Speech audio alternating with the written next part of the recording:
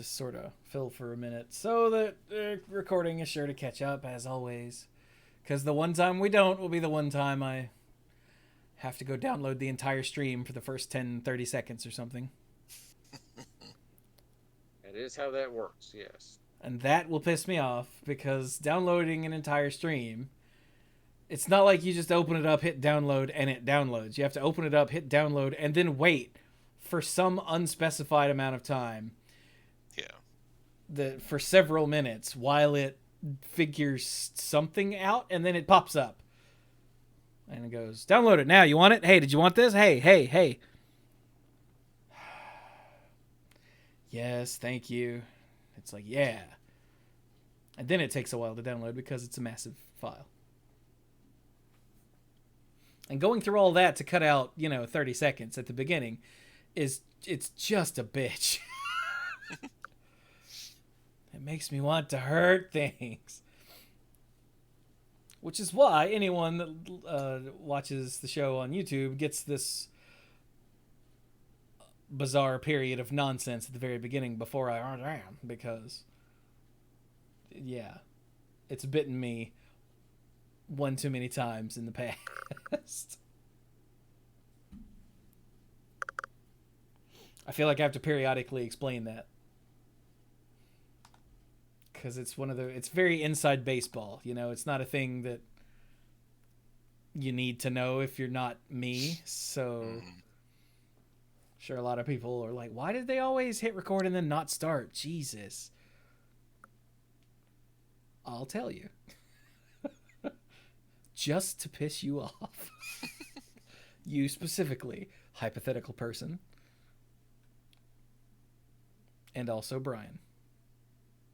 I was going to say Derek. Who's Derek? Have you ever known a Derek that's not a jerk? Yeah. Really? Okay. You should introduce us. I'm thinking. I think so, but most of them have been jerks. Yeah, that's weird. Apologies if there are any Derek's listening, but just speaking from my own experience, statistically, you're a jerk. And if you're not, then hey, good for you. Yeah, that's awesome. Pull up the average. Yeah. I'm so glad that you defy the statistical analysis. Yep. That's like people named Jason that I trust. There's a whole lot that I don't, and there's like 2 that I do. I am not one of them. Just so we're all on the same page, yeah. Yeah. But okay then, so here we go. Now jam. Hello everyone and welcome to the Mana Pool. This is episode 655. I really hope that's right. I just added 1 to the number that was already there. I'm pretty sure that's right. Probably right. Yeah. It feels right. It smells right. I, of course, am Chewie. And with me, as always, are some other dorks. Oh, I forgot. I'm the lead dork. I forgot that part. That's important for setting up the other dorks. Dorks, say something. I'm waving and drowning here. Yeah, and I'm just on the shoreline being like, hey, that's some nice acrobatics he's doing there in the water. I'm Brian. I'm the lead rambler and tangent master of the group, and I can't help but notice that in 12 episodes, we will be past, certain numbers, like 2. We will definitely be past episode 2, yes. Yes. Because, because in 1999, which is 666 upside down, and then you add a 1 at the end, but then you flip it over, according to Arnold Schwarzenegger, it's the end of the world. So, but that's, like...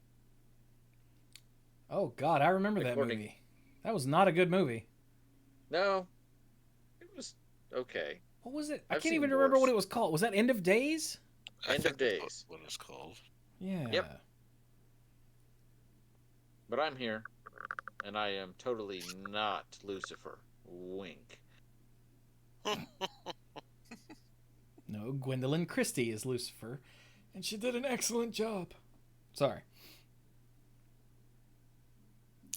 I'm Mike. I'm the rules guy and the game lore guy, and thought I had something to follow one of the jokes that was thrown out there in that last exchange, but there ended up being just way too many, and now I have no idea. I tried to give you choices, and apparently too many. Oh yeah, we overloaded Mike. Mm-hmm. And Mike has been overloaded. Call Dirk. And I'm Dirk, the self-proclaimed greenest man alive and moral compass of the group. And yeah, I got nothing. I don't know if the microphone. I could jump in and go with some sort of thing or other and all, but let's jump out of that nonsense. Yeah. All right, so actually, to start things off, we have to jump into serious mode real quick first. My friend Casey, who I have known since second grade.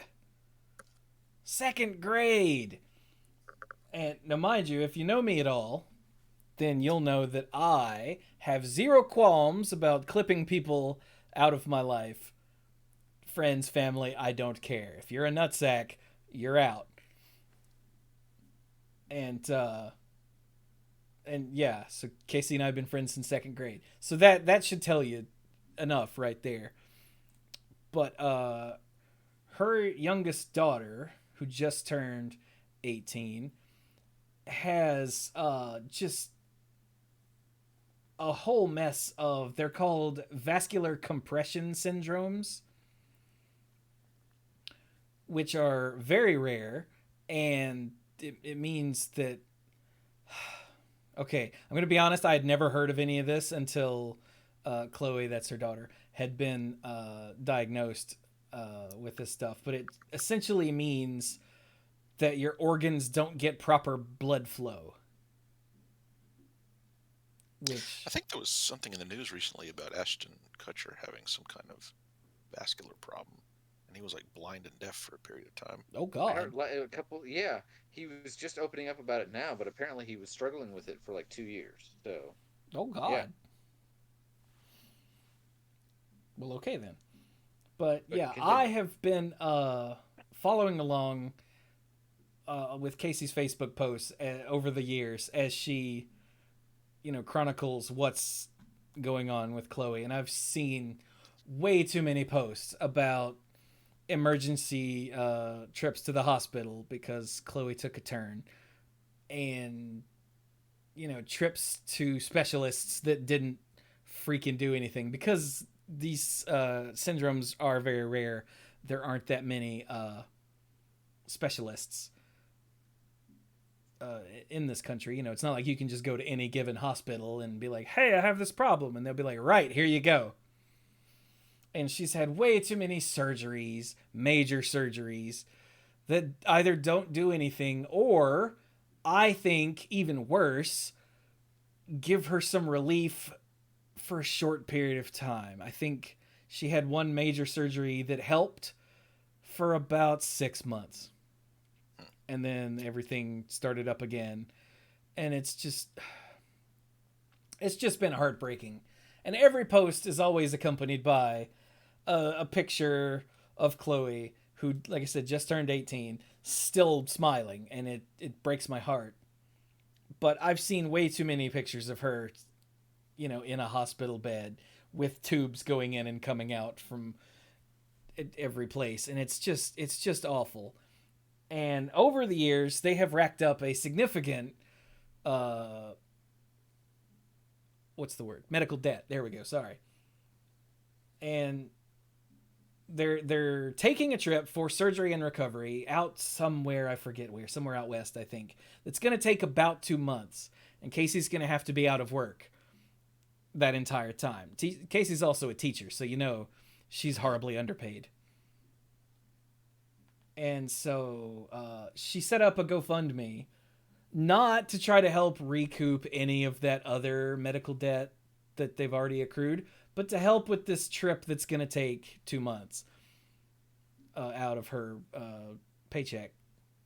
And originally it was at $2,500. She's upped it to $3,000, which is not enough to cover 2 months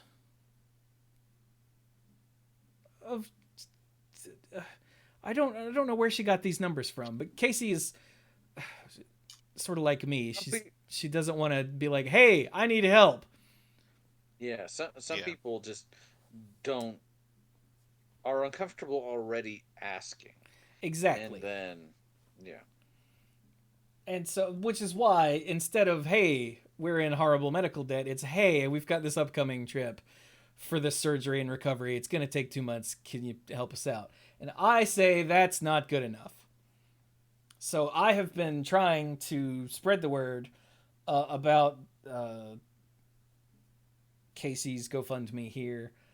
A significant chunk of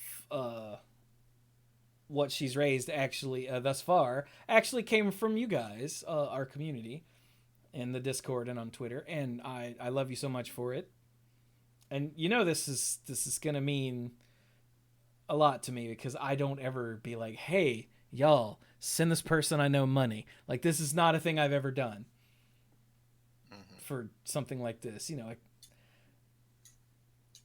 So, yeah, I wanted to get this out of the way first so everyone hears it. But if you have it in you at all or are able, please, the link will be down in the description or show notes or whatever. Then please go check this out and throw some money at it if you can. And if you can't, then just share it if you would, because like this amount that she's asking for here is literally less than a tenth of what simply trying to keep her daughter alive is costing. And that's ridiculous because this country's stupid. I don't disagree. Yeah. So, and she's got, you know, good insurance and all that, and it doesn't matter because there's no such thing as good healthcare in this country. So, yeah, for all of you that have already donated or shared, I appreciate you so much. And for anyone else who isn't in the Discord or on Twitter, there you go. I really appreciate it, you guys, because hang on, I'm trying to keep it together. But yeah, Chloe was all about, like, she was a cheerleader, and that's all I remember. I just remember seeing all the pictures of the pom-poms, and I was like, "Oh, Casey's kids are cute." And then all of a sudden that just stopped, and the end of her childhood just got smashed in the face, essentially, and that's ridiculous because of this stuff that has come up. And I can assure you, I know that in a lot of people's first response is always, "Is this even a real thing, or are they just begging for money?" I assure you this is a real thing. Like I said, I've been following along on Facebook for years now. So, yeah. Just there you go. The link, like I said, will be in the description or the show notes or wherever you're watching this or listening to it. And I would appreciate your help. And so would Casey. And obviously so would Chloe. And the rest of the family. There's also a husband and older daughter. And I think they have a dog. I think the dog would be indifferent, though. Just saying. What? Cat? Dog? I can't remember now. I've only actually laid eyes on Casey once in the last, I don't know, decade. So it was very sad. But yeah, like I said, we met in second grade. We went all through high school together. We went to the first year of college together. So, yeah. She's good people. Her kids are good people. So, yeah, help them out. And now back to the regular part of the show. Good night, everybody. How about those Mets or whatever? Mets. That's football, right? Yeah. It is. It is not. Yeah. Isn't that baseball? Yeah, that is baseball. Yes. Good job. All right. So yes, for episode 655, what do we do first? By the way, What do you want to do first? I don't know. What do you want to do first? There's not very many people here yet, so should we do the? They got tired of waiting for us. We got started kind of late. That could also be true too. Oh well, let's do Planar Chaos first. Okay. Hopefully more people will show up, and then we can do the Mad Lib. So, I've already given away what we're doing this episode, and hey, look, Mike resubbed for 29 months and said, "Yay for starting late. Good job, buddy." So yes, Planar Chaos. No, Mythic Conscription. This is what we did. I think, right? The last numbered episode. Yeah. Yes. Yeah. We did Time Spiral. That's where we go back to a pre-mythic rarity set. Look at all the rares. Try to figure out what, if anything, would have been mythic if mythic existed at the time. So, last time we did Time Spiral, which was all about bringing the past up into the now and beating you over the head with it. And Planar Chaos was about taking the present and kind of twisting it. And look, Gothic threw 400 bits and called me a big softy. Don't give me money, give her money. But thank you. Yeah. But, look, Gothic threw me off. Here, there's the link, just in case anyone watching. Twisting the present. Right. It's all about taking the present and twisting it around to something that we don't necessarily recognize. So think Back to the Future 2, where they go to the past and screw with stuff and come back and everything is weird and wrong and, Biff owns everything and it's awful. Yeah. And that's what Planar Chaos did. They took a bunch of old cards and color shifted them. Yeah. Like the most famous example of this is Damnation, of course, which was Wrath of God, but not in the white color, but in the black color. Yeah. They also had a thing where, so in Time Spiral, they did legendary cards for characters that had been in the story but hadn't really seen representation on a card yet, like Mishra and Ith. But those were still like essentially the version of them as far as the story is concerned. Like, hey, what if they just stepped into a time portal, a coup style, and found themselves in the future that is a coup, but they're still them from the past. Here, we have some alternate heroes where, hey, what if something changed their destiny along the way, and heroes become villains and villains become heroes? Krovax and Braids being two examples of those. So, yeah. Yeah, that's where we got Redachroma. The present, but not as you know it. Thank you, Biff. Damn you, That was a Biff. good analogy.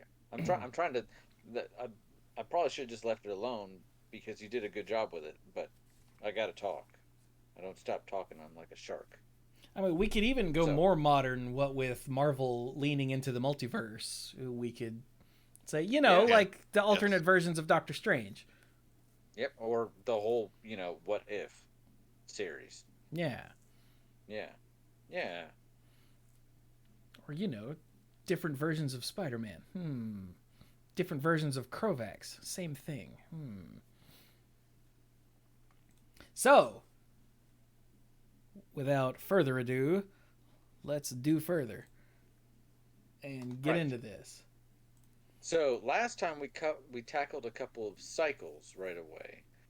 This time, looking throughout the colors, let's not do the dragons just yet because they're all in gold. Yeah, but there we are should do the new Magus though. Yeah, they're the Magus cycle in Time Spiral were based on artifacts, and the Magus cycle in Planar Chaos, there we go, are based on lands. Yep. Yes. Famous old, were they not necessarily legendary lands, but yeah, they're not all legendary. yeah.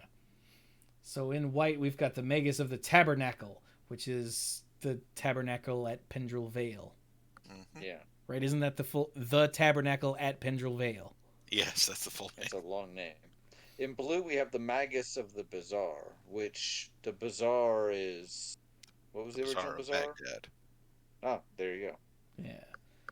Black has Magus of the Coffers, which are Cabal Coffers. Red is Magus of the Arena, which is Arena. Not that one. The old land. I always forget the green one. Library. Oh yeah, duh. Library of Alexandria. Hey, you guys got any libraries?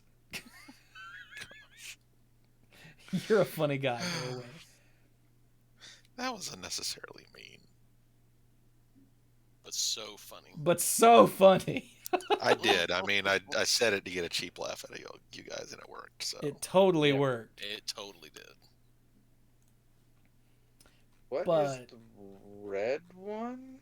Magus of the Arena. Yeah. Yeah. And that's it, right? It's just 5. Yes. Yeah. So, okay. Tabernacle at Pendrell Vale says all creatures have at the beginning of your... Magus of the Tabernacle says at the beginning of your upkeep... Well, all creatures have, quote, at the beginning of your upkeep, sacrifice this creature unless you pay 1 generic mana, end quote. And it's a 3 and a white for a 2/6. So, taxing. That's totally a white thing. Makes perfect sense. Yeah. Put it on a creature. Nailed it. Yeah, and I really like it having 6 toughness, so it can stand there and you can beat and keep on ticking. Yeah, because your opponent's gonna keep something big, and 6 toughness, you can block lots of big things with 6 toughness. Yeah. And it's there to keep your opponent from overwhelming you, or tie up all their mana to keep their creatures alive. So if they have a bunch of creatures, then they can't, that they want to keep, they can't spend their money on other things. Or you're whittling away at their creatures so that they can spend their mana on other things. Either way, you're probably coming out ahead. Or at least helping yourself likely. Out. Yeah. Yeah. The Bazaar, oh god. This is one of those mic cards that... Well, one of those cards that now is a mic card, but like... The Bazaar of Baghdad was always a card that I didn't understand when I was a new player or back in the day. Mm-hmm. Yeah, it took me a while to understand it. And yeah, so what's this one do, Mike? So the Magus of the Bazaar, for 1 and a blue, it's a 0/1 human wizard. Tap, draw 2 cards, then discard 3 cards. Now, my math is a little rusty, but I'm pretty sure that is a net gain of -1. Right. And if you count your normal draw for the turn, if you use this on your turn, you're netting 0 cards. Yeah. But you got to see 2 more cards. And as the game progressed, discarding that many cards all in one go eventually became a bonus. It's true. So yeah, unlike the 2/6 for 4 Tabernacle, this is a 0/1 for 2 because you want this to be fragile. Yeah, it can start getting out of hand. Yep. I like it, and I think it, I, I, I play with it quite a bit, and I also agree most of the time it needs to die. So,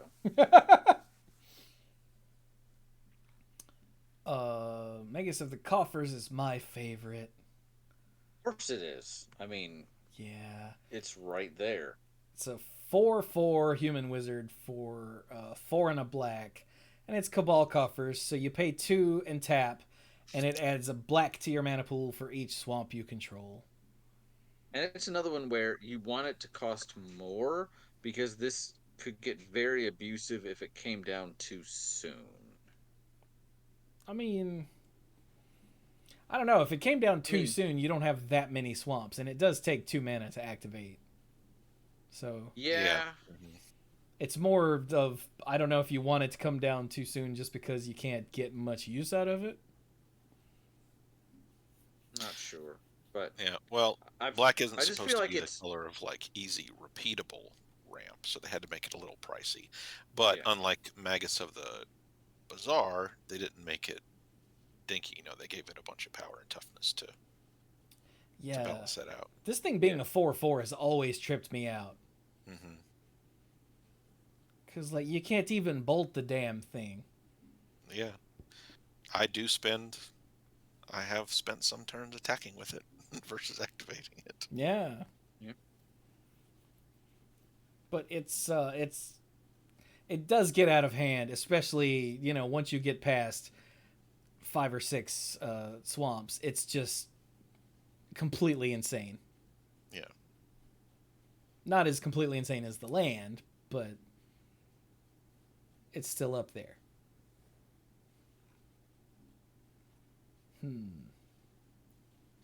What's the red one do, Mike? The red one is also from something very old. The Magus of the Arena costs 4 red for a 5/5, so 6 mana for a 5/5. And the ability is let me get the Oracle text for this, because I think this might have been edited at some point. Oh, it has. Yeah, I just opened it up to check. Okay. Pay 3, tap. Tap target creature you control and target creature of an opponent's choice they control. Those creatures fight each other. Yeah, I'm so glad that this has been updated in Oracle text. Yeah, so the creatures, now just to be clear, tapping the creature is part of the effect. It's not required that they be untapped before you start this. Right. And one of the important things is about that, and also why it's nice that Magus of the Arena is a 5/5, even though you got to pay 6 for it, is that Magus of the Arena can be your fighter with the way this works. Yep. Yeah. I forget, did the original Arena specify untapped? No, I don't think it did. Huh. I'll look it up, though. So, yeah. No, it doesn't. Oh, okay. So, yeah, this thing is really neat. That was always a problem with the that I saw with the Arena. I've never owned an Arena land, but that was always one of the problems I saw was, you have to have another creature to do anything. Whereas the Magus of the Arena can be your other creature, and it's it's got that big beefy arm there coming out of the back of his neck there, so he can just show up and be like, you're going down. That hurt my throat. And then, hey, Dirk, what's the green one? The green one? Which is horribly... Sorry, you caught me right when I was yawning. Yeah, it's horribly typecast of me, too, because this is obviously like a Mike O'Brien card. Yeah, I'm about to say, technically, I think the black one was the one that fell more within my realm, but anyway. Yeah. Magus of the Library for 2 green is a 1/1 that has 2 abilities. First one is tap, add 1 generic mana to your mana pool, and the other ability is tap, draw a card. Play this ability only if you have exactly 7 cards in hand. Yeah.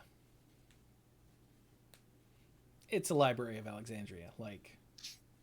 Yes. What else do you need to know? And because it involves card draw, I'm guessing that's why it's also flimsy as a 1/1. Yeah. Also, so it can be, they can make it cheap because a mana creature isn't very valuable if it's not cheap. That is also a good point. Yeah. So yeah, that's the mega cycle of lands. I my gut tells me these are perfect at rare. They're really good at rare, and they're another good way to sell the set. But they're not.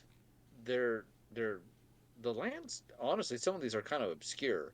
Mike, how did you even get an arena?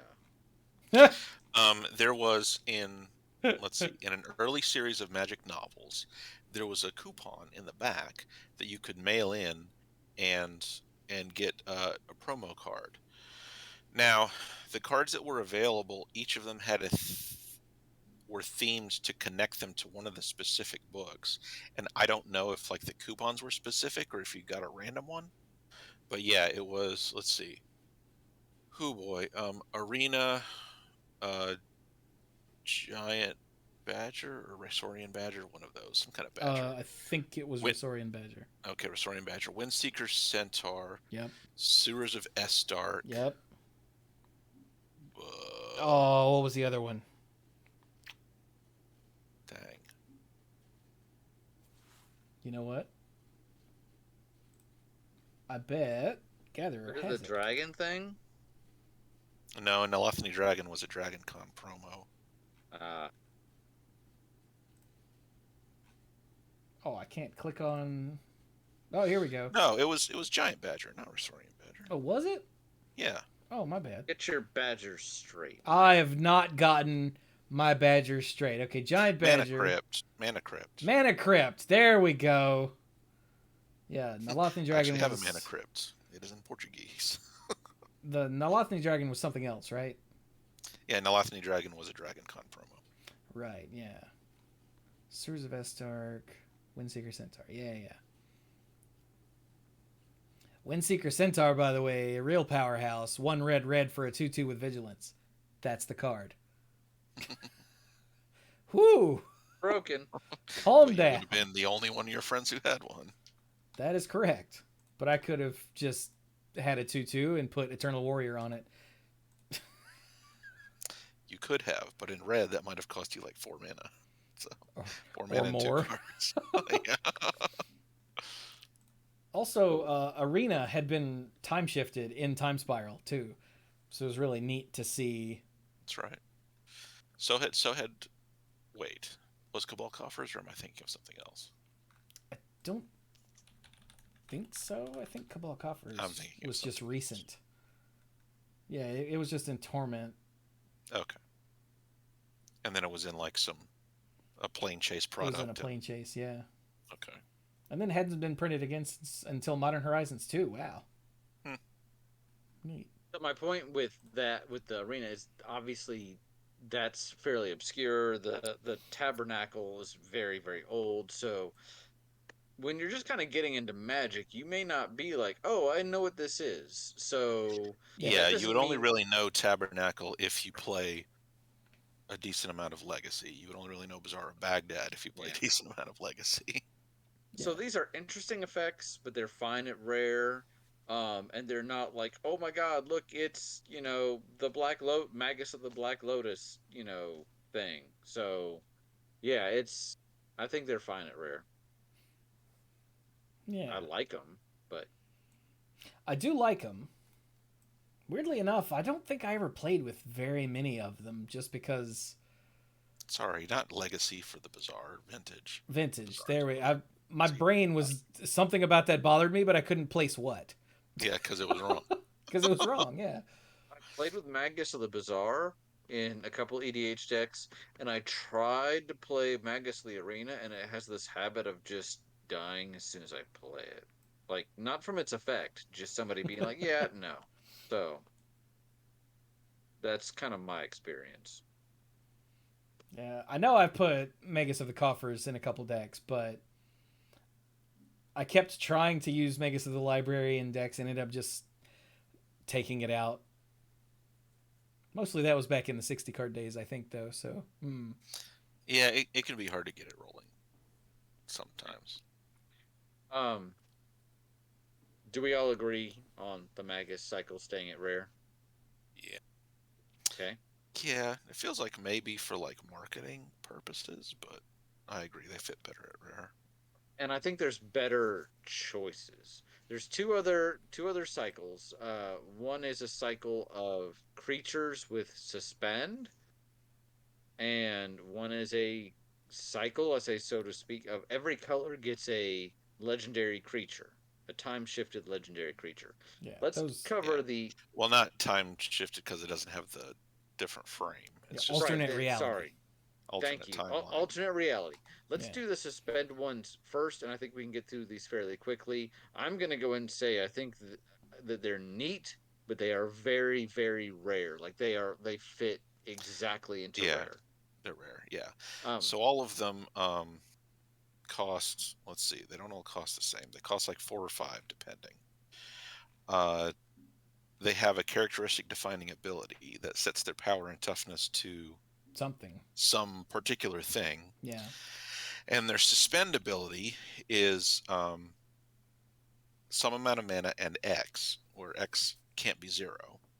And then while they're suspended, every time a time counter comes off of them, they do something that helps power up the ability that increases their power and toughness. Like to run through them quickly, the Benalis Commander has power and toughness for the number of soldiers you control. Yep. While it's suspended, it makes soldier tokens. Yep. There you go. Aeon Chronicler, power and toughness for cards in your hand. While it's suspended, it draws you cards. Yep. The Roiling Horror, power and toughness are equal to your life total minus the life total of an opponent with the most life. So the difference between yours and their life total. Wait a minute. And while it's suspended, it drains. Yeah, drains for 1.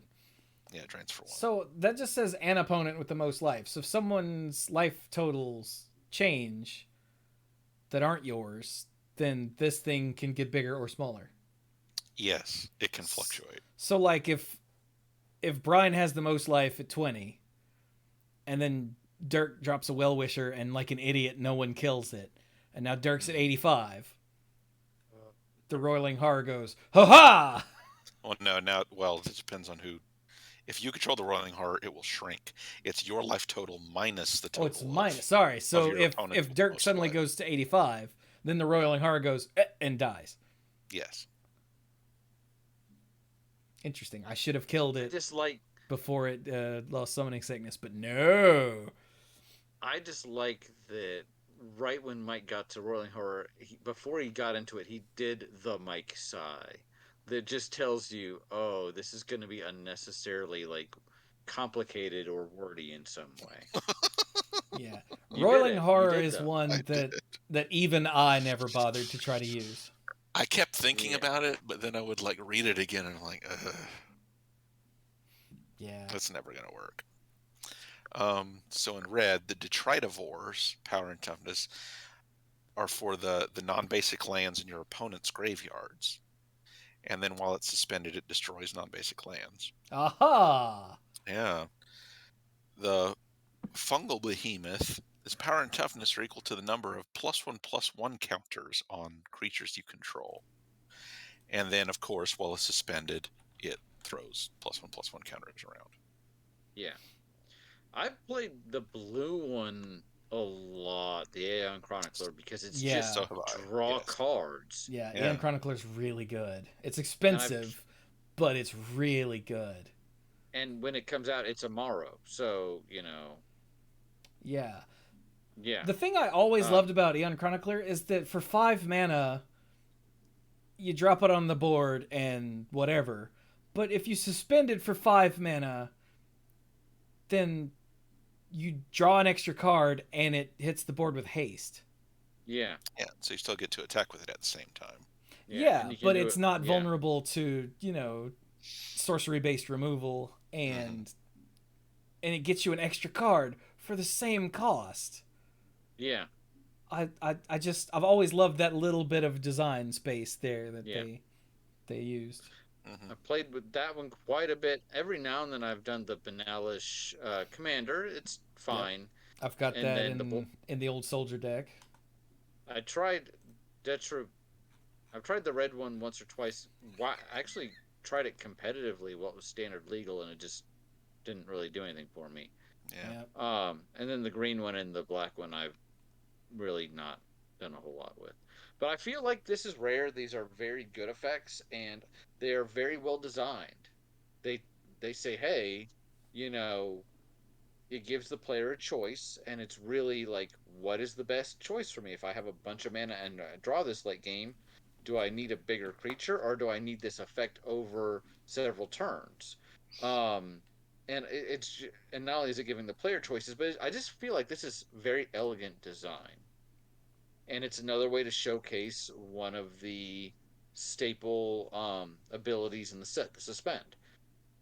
Yeah. I I don't know that they're flashy enough for Mythic. I think they are very good rares, but I feel like they are rare. Yeah. Yeah.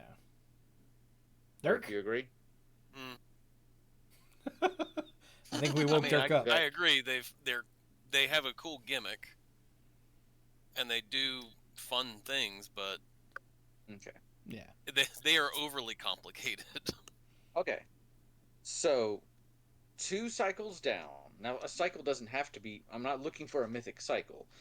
The last cycle, as I said, is the alternate reality. I mean, and that's legendary creatures. That's and that not cycle. Yeah, that's not really a cycle in the way it's not really that a we cycle. think of them. So should we just go ahead and let's just do the white. Okay. So weirdly, extremely weirdly, I can see Heroes Remembered being a bad mythic. Yeah, the big Timmy mythic. It's super flashy.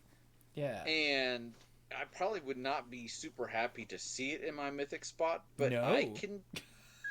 But you want to talk about like a holy crap, then yeah, probably. Like, I don't. What's Heroes Remembered? Heroes Remembered for 6 and 3 white is a sorcery that says you gain 20 life, and it suspends for a single white for 10 turns. Yeah. So, like, I can absolutely see this as Wizards going, haha, look at that, gain 20 life. That's insane. Blah. And making it a mythic. It might not cost the same, like 9, if they were going to push it to mythic, but... And I guarantee you, someone listening to this, either now or later, has a Heroes Remembered story. Possibly from a pre-release. Yeah. Like, because if I had ever been able to pull off, like, oh yeah, turn 1, suspend, Heroes Remembered, and then it went off the turn before I died, and I won. Like, someone's got that story. And if you do, I want to hear it. Yeah. Yeah. I think it's... originally, I said no. And then I was going back through white, and I'm like, no, this is not just about power level. Because, guys, I hate to break it to you, this card isn't very good. It's just not. It's really just not. But, hey, way back when we were doing Mythics and Mythic Conscription, and we got to the now infamous discussion on the Myosians, and I said Myosians are absolutely mythic, and listeners back me up on that. Super big, super dumb, super flashy. This, like, you see the mana cost, and you're like, holy crap, 9 mana. And then you see, I gain 20 life. That's how much life I start the game with. And then you play with it, and you're like, but still, it has a super... But it has a very impactful card face. So, yeah, mythic. Yeah, sadly, none of the color shifted ones are down here. Why is Mana Tithe here? Man, I assume it's because it was in like the spell book, something fancy. Yeah, it had to be reprinted, something. Oh, it's in the Strixhaven Mystical Archive. That's That screws up more gatherer searches. Yeah. You know, I really think... What? Go ahead. Mesa Enchantress is fun, but is solidly rare to maybe even uncommon. Periphery Nodes is weird. I think Periphery Nodes could be a good, like, niche, powerful mythic. Just for how odd it is, how powerful the effect can be, and, you know, partially because it being a callback to Drop of Honey. Excuse me. Love me some honey. Anybody gonna go in with me on Krovax? Oh, I was getting everything else out of the way first. Oh, okay. All right. Well, then continue. I could almost see Periphery Nodes being a bizarre color shifted mythic. Mm-hmm. I don't like it as much for some nebulous reason that I can't quite put into words. It doesn't get there for me, and like Chewie, creature destruction is not necessarily mythic or not mythic. We've talked about sweepers, and I guess we'll get to damnation later, but we've talked about how sweepers generally are not mythic. I think we've said in the past, like generally like Wrath of God, very good at rare. That's exactly where it should be. The fact that something destroys creatures does not mean it can't be mythic. So the fact that this destroys things does not, I don't think that has a problem for me. I don't know. It's powerful. It's just kind of a question mark for me. So for anyone that doesn't know, for a single white, it's an enchantment that says at the beginning of your upkeep, well, let me get the... Okay. At the beginning of your upkeep, destroy the creature with the least power. It can't be regenerated. If 2 or more creatures are tied for the least power, you choose one of them. So, hey. Wow. And then it Oracle says... added the word "the" to least, and otherwise the Oracle text is unchanged. Huh. And then it says, when there are no creatures on the battlefield, sacrifice Porphyry Nodes. So... Mark, what do you think? I think it's a cool one. Because what is it? Is it balance? Drop of Honey. Yeah, it's an old green card, weirdly enough. Yeah. Believe it or not, Dirk, this is a green card that blows up the least powerful creature. I mean, I understand. And I can see it. It kind of almost fits into the green, survival of the fittest sort of mentality. But, at a single green, that's kind of crazy. I mean, I see it as a rare. Yeah.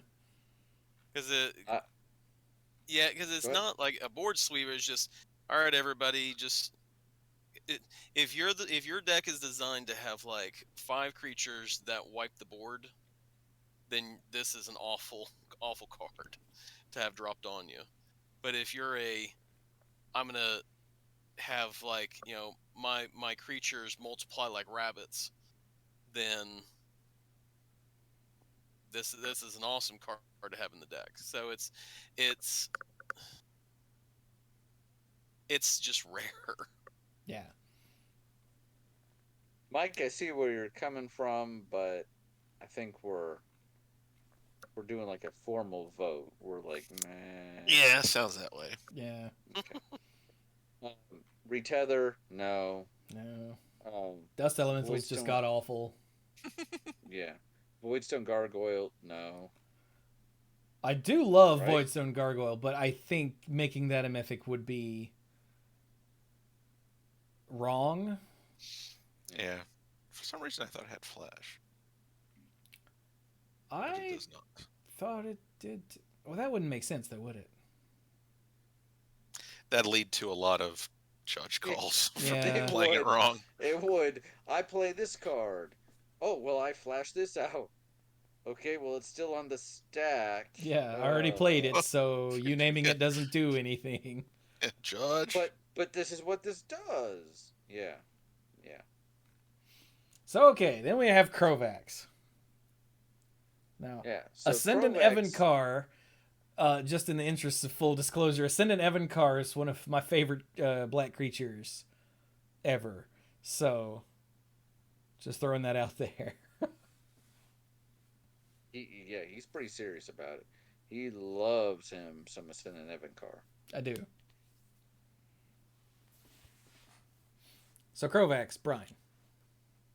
So Krovax is in the storyline. He was an important figure. He was one of the members of the Weatherlight, which was the central group of heroes in Magic lore for a while. He wasn't with them very long because he ended up killing an angel, which was bad.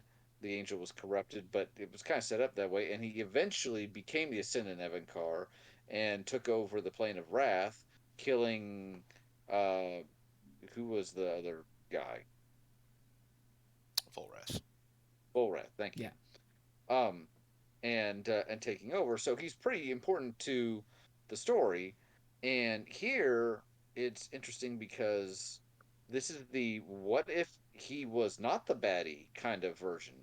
And so Krovax Ascendant Hero costs 4 and 2 white for a 4/4 Human Lord. I wonder if that. I know they've done away with lords. It's probably something else in Oracle. Human noble. He is a human noble. Oh, he's not a lord. He's just a noble. Other white creatures get +1/+1, and yes, that does include not just yours. Non-white creatures get -1/-1, and he has the last ability of pay 2 life, return Krovax Ascendant Hero to its owner's hand. So it's really hard to get rid of him permanently, because as long as you've got the life to spare, you can just keep bouncing back.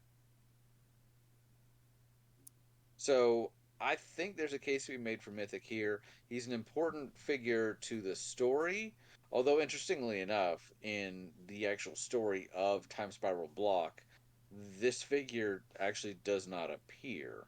But it just in terms of general Magic lore, he's an important figure. Yeah, I could totally see this being a mythic for that reason, but I could also see it not being a mythic if they wanted to focus the mythics elsewhere. But yeah, if they wanted just to have more of him out there for people to get their hands on. Yeah. Or if they'd rather, make the dragons mythic or whatever. Mm-hmm. That is a possibility. I will definitely admit. Yeah. But I think he's a stronger candidate than like the nodes or something. Which isn't to say I don't like the nodes, but I think he's a stronger candidate than Heroes Remembered, just in general. But that could also just be me being blinded by bias because I loved Ascendant Evancar, and so therefore I love Ascendant Hero too.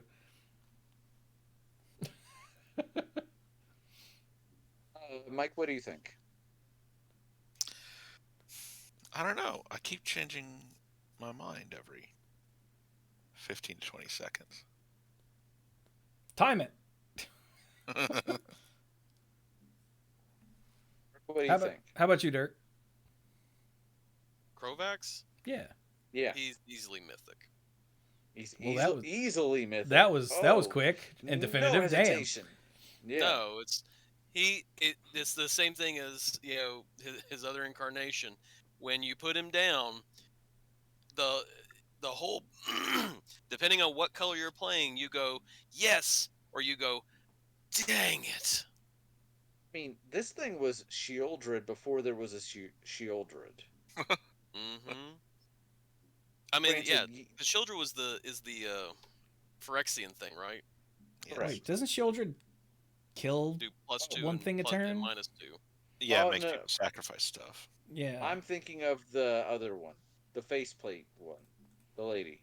Oh, So you're thinking of Elish Norn, which is what Dirk Elish Norn. just mentioned. Yes. So Choose Elish Norn before Elish Norn existed, assuming you're playing this in a white deck. And yes, your opponent may also be playing white, but still, it's that sort of griefer effect.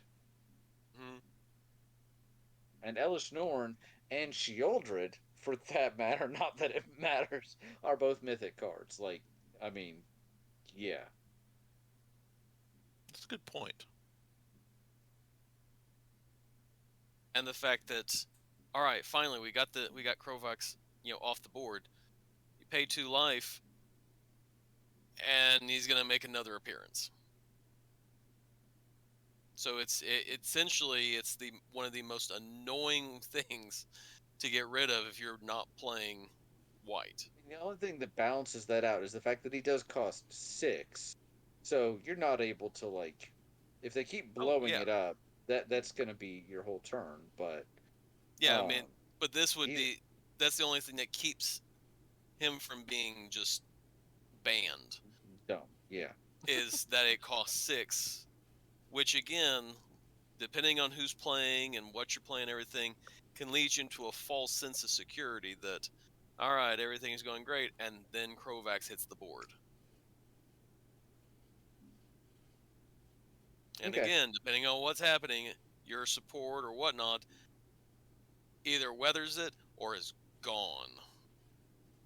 And it changes combat straight up. Again, depending on what color you are, if everyone was balanced and you're playing white, all of a sudden you went from being balanced, balanced board and everything, to if you're playing white, the board's not balanced anymore. It is tipped two power solidly in your direction. We've gotten to the point now Yours where went Dirk up, is repeating and theirs himself went down. over and over. Yeah. So Yeah, Yeah. This is So solidly mythic. mythic. Okay. Everybody just about there, at least. yeah. Yeah. Yeah. Okay. All right. So blue, right? Blue. Yeah. Nothing Yeah. else in white.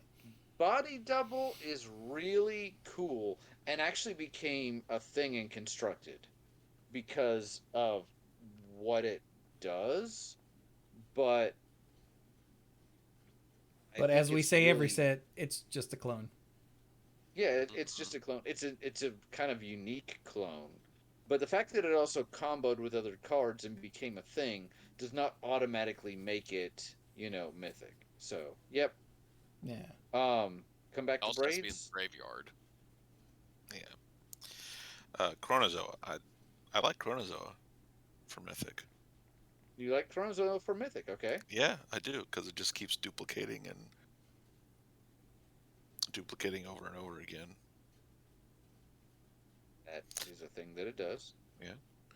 So for 3 and a blue, it's a 3/3 illusion with flying and vanishing 3.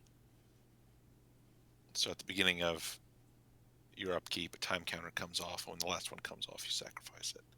But when Chronozoa is put into a graveyard from the battlefield, or when Chronozoa dies, if it had no time counters on it, put 2 tokens onto the battlefield that are copies of it. Or create 2 tokens that are copies of it. Sorry, I'm not reading the Oracle text. Hey, wait a minute. I don't remember how this works. Is the when the last counter is removed, sacrifice it part of vanishing, or is that just in general? That's part of vanishing. Because it's in the vanishing reminder text, right? Yeah. Yeah. Fading works slightly differently. It's like when you can't remove a counter from it, then you sacrifice it. But Yeah. So they what cleaned up happens? vanishing to work a little more intuitively. What happens if you remove all the counters from it? The next time vanishing happens, there's no counter to remove, so it's not going to be the last one to remove, so it won't sacrifice. No, it'll get sacrificed when the last time counter is removed. For That's any another feature reason? of vanishing. Yeah, for any reason. Oh. Gotcha. Yeah, vanishing is 2 separate triggered abilities. At the beginning of your upkeep, remove a time counter.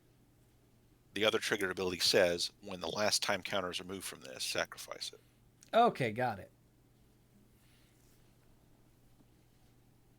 Sorry, that is completely irrelevant, but it popped into my head, and I was like, can you just have a Chronozoa that doesn't vanish, so that anytime it dies, you'll get 2 copies? Is that how that worked? My It'll vanish. curses. So yeah, Chronozoa is neat because every 3 turns, it splits into 2, technically, sorta, if it doesn't die. Yeah. I like it. I do like it, and it does show off one of the technically new mechanics of vanishing, and it's really neat for like time manipulation and whatnot. But I don't know if it's as mythic to me. I think I'm gonna go with Mike on this one, believe it or not. Well, which sounds like I disagree with Mike all the time. I think this is unique enough. I almost feel if it was Vanishing 2, it would absolutely be mythic and it would probably be too good. Like that crosses over. Like Chronozoa alone is already not dumb. It's not broken or anything, but it's pretty good. Yeah, I mean that's a good rate. 4 mana for a 3/3 flyer. Yeah. But like that's a good rate at uncommon. Yes, it is. Yeah. Nowadays. Well, no, even back in the day, Phantom Monster was uncommon or common.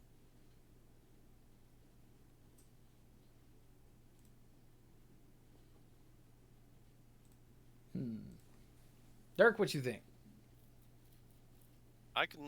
I'm on the fence about it, but yeah, I can easily see how it could be mythic. Well, let's see what else we have in blue and come back to it. Let's keep going. So, original Braids is a horrible, miserable kick in the balls just for the whole table. So, Braids Conjurer Adept for 2 blue is a 2/2. At the beginning of each player's upkeep, that player may put an artifact, creature, or land card from their hand onto the battlefield. Which I've never known anyone to actually play with Braids because, especially in multiplayer, you're the last person that gets it. Yeah, I mean, the idea is that you showed up to the table with a deck that's meant to take full advantage of this, and not everyone else will, have something ready for it. But with the way we all play, everyone else will have something for it. It's just a guarantee that, Brian drops a Braids, Dirk drops an 8/8, I drop some ridiculous enchantment that does stupid things, and Chewie also drops, like a 5/5 or something. And then it gets back around to Brian where he gets to drop his ridiculous artifact that makes the game weird. Yep. You know me so well. Oh no, Braids doesn't do enchantments. Okay. So then everyone would look at me 2 turns later and say, wait, you weren't allowed to do that. Mike. It's like you should have read the card to be better. We can all see this exchange happening, yeah.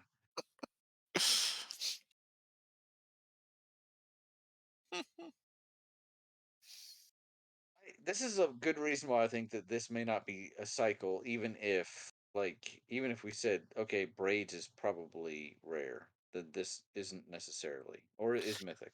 I mean, that could be mythic, getting to basically, everyone gets to do a show and tell each turn. Yeah. Unless somebody destroys it. Yeah. I can see it. I wouldn't have picked it, but I can see it. I almost kind of go to Chronozoa more, but I think between the two of them. Yeah, that's true. Both of them have. Braids has the legend, history, story thing in her favor, which would lean heavily towards her being mythic. But then her card sucks. I mean, not bad. If it wasn't Braids, then Yeah, it probably would lean more towards being rare. That is a good point. If Because it wasn't braids, no, we would never even bring it up, would we? If this was not braids, like if this was just, oh, here's a blue creature that does this. Yeah, Steve. Yeah, that's a good point. But it is braids. and I that's understand the best they argument. could come up with. I understand the argument, but it is that named card. So, and I think there's a difference between braids and Steve. Don't worry, Steve. Your day will come. That guy sucks. Should we keep moving? Yeah. Yeah. Okay. The rest of blue sucks. Yeah. Yeah, yeah. Like a lot. Or Sarah Sphinx. Yeah, Sarah Sphinx and Serendip Sorcerer are uncommons. The cards and effects that they represent have been printed at uncommon. Yeah. Sarah Sphinx I mean, is a blue Sarah Angel. Sarah Angel at the time was still rare, but At the time. Yeah. And Serendip Sorcerer is a blue sorceress queen. Yeah, but there was something in the later core set with an effect. When like this effect officially moved into blue. Yeah. Not too long after this point. And there was something printed in a later core set at Uncommon. I know there was. I just don't remember the name right now. She's from Canada. You would know her. Yeah, Serendip Sorcerer, just real quick, for 1 blue is a 1/1 wizard that says tap, target creature other than this one becomes 0/2 until end of turn. And I always loved Sorceress Queen back in the day as a black card, because why is that in black? What? Because it makes a creature weaker. I guess, yeah. Even back then, like, it's like, this black doesn't do this. Stop it. But I don't think either of these are remotely mythic, so no. And Spell Shift is just a weird counterspell. Weird. And Dichotomancy is it's clunky. Yeah, super clunky. Because you can see it coming from a mile away, and that might not even do anything after it comes off of suspend. Yeah.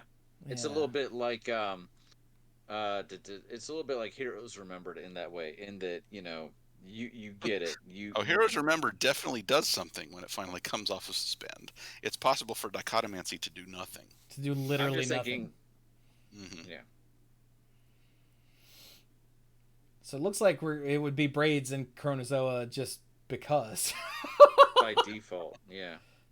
Ugh. All right, so black. Strip 8, mythic. Would it?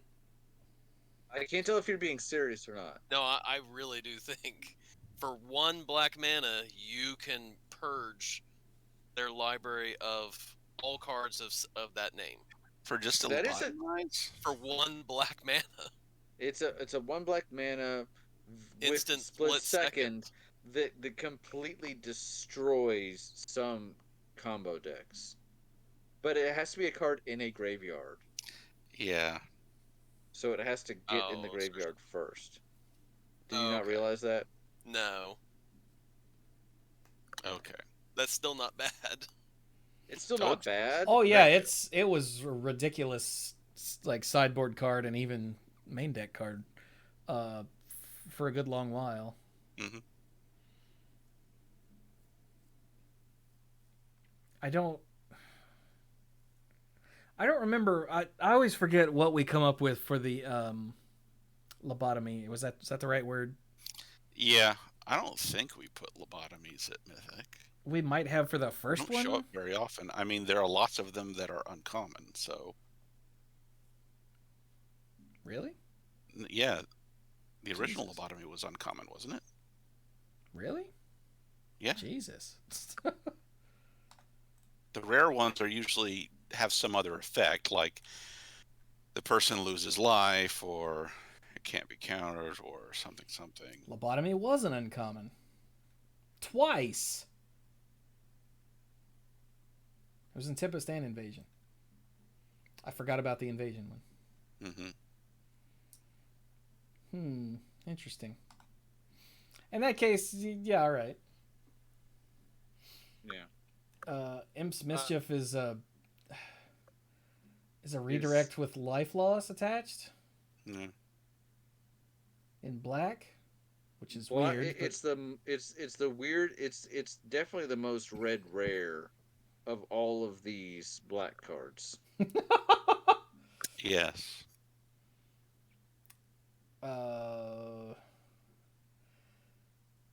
What about Temporal Extortion? Yeah, I would pick Temporal Extortion because it feels like almost all of the extra turn cards that we've come across were like, yeah, that's Mythic. Yeah, I completely forgot this card was even here. I'm not going to lie. I really like Temporal Extortion. Well, what's it do? So for black. So for 4 black mana, it's a rare sorcery. When you cast this spell, any player may pay half their life rounded up. If a player does, counter Temporal Extortion. So, but the effect is take an extra turn after this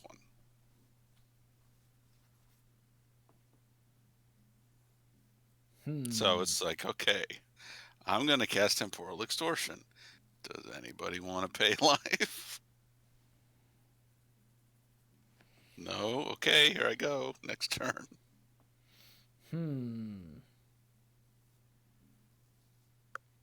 I don't know about this one because most of the cards that involve giving your opponent the choice to whether or not you can have a spell or not never work the way you want.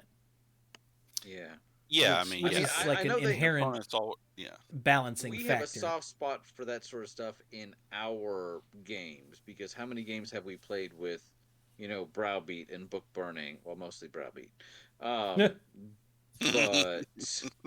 Browbeat is a lot harder because you don't know how good the draw 3 cards is going to be. It could be okay or it could be amazing. Browbeat's harder to figure out.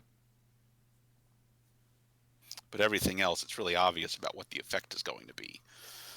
And you just have to compare that to the life loss, If you're looking at about, let's see, okay, I'm at 12. I could either pay 6 life or be attacked for 8 during my opponent's next turn. I think I'll pay 6 life. I mean, it still does something. It still advances the game since it's life loss. That is true.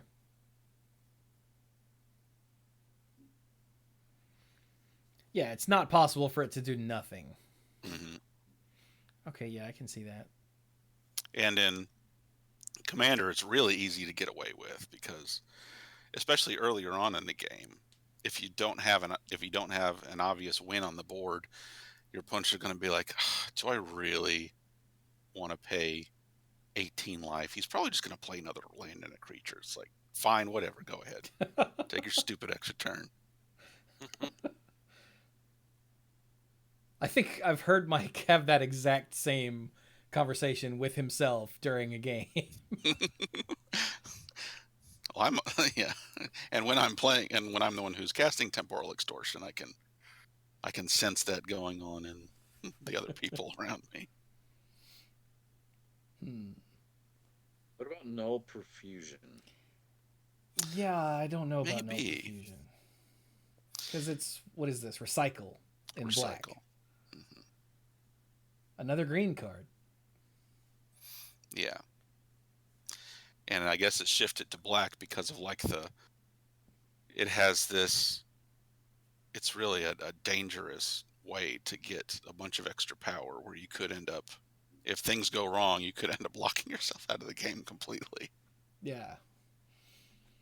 Like you go Null Profusion and someone goes, discard 2 cards, then you swear. So yeah, Null Profusion for 4 black is an enchantment that says skip. Well, let me read the Oracle text just in case. Okay, that's what I thought. It says skip your draw step. Is that going to be the title of the show? Let me read the Oracle text. Let me read the Oracle text. Skip your draw step. That's the first part. Whenever you play a card, draw a card. That's play any card, you draw a card. But then your maximum hand size is 2. So it's great for, ridiculous go-off turns. And it's dangerous before a ridiculous go-off turn.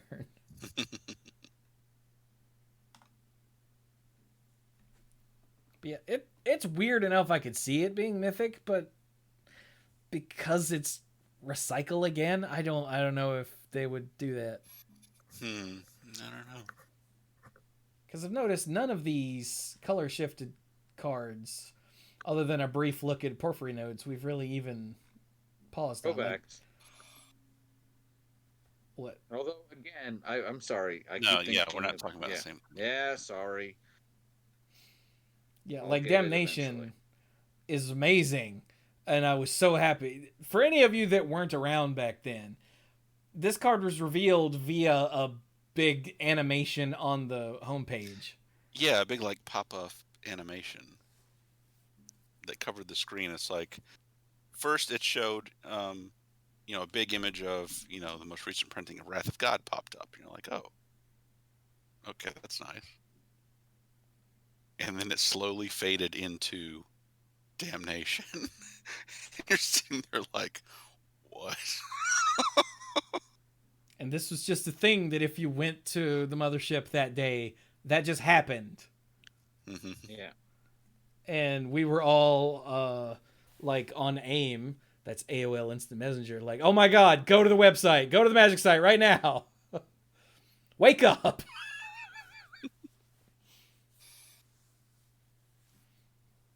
And yeah, but even with all that, and I think it was the first card shown from the set, right? Like super early. It was revealed on Christmas Day or something. Christmas Day or New Year's Day. It was one of those. Yeah, it feels like, I think it was Christmas. What day is today, sir? Sorry. It's Damnation Day.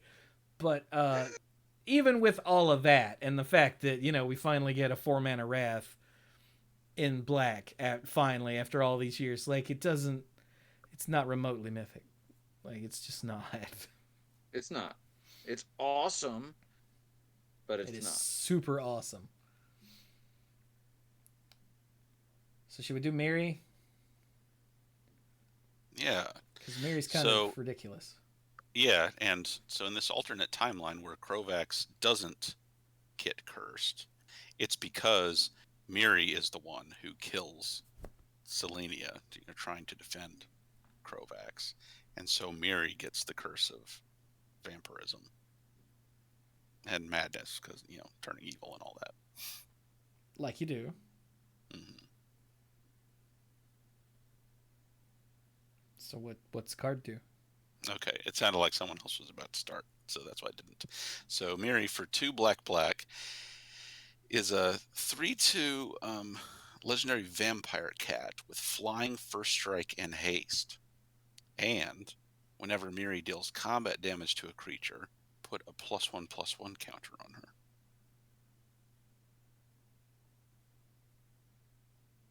Yeah. And with first strike, that's just silly. Mm-hmm.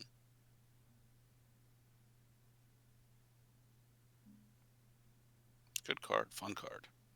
I liked it quite a bit. I played with it quite a bit. Yeah. So I think really because everyone loves rare. Miri, right? Mm-hmm. Yeah. Like the character, not necessarily her card, although I seem to remember her card being good too. Mm-hmm. But that was pretty good. Not amazing, but pretty good. Oh, okay. That was in the period of time when I wasn't playing, so it's not stuck into my head.